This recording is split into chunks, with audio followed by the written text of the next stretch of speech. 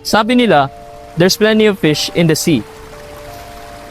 Pero bakit sa Taal Lake, sako-sakong buto ang nakukuha? Sa kalagitnaan ng 2025 ay lumitaw ang pangalan ni Julie Patidongan, dating tauhan ni Atong Ang na ngayon ay isa ng whistleblower. Ang tinuro niya mass grave, ang ilalim ng Taal Lake.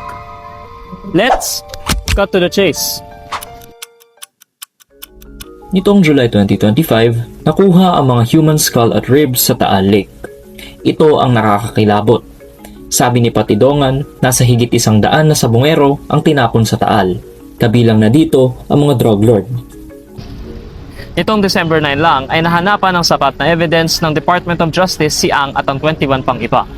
10 counts of kidnapping and homicide with serious illegal detention. Sa kabilang banda, dismissed ang kaso laban kay Gretchen Barreto dahil walang sapat na ebidensya na may alam siya sa kidnapping.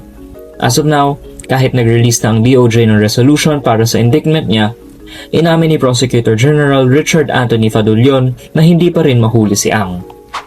Sa ngayon ay wala pa rin nakukulong. Kaya hanggang ngayon, ang mga buto sa Taal ay naghihintay pa rin ng hustisya.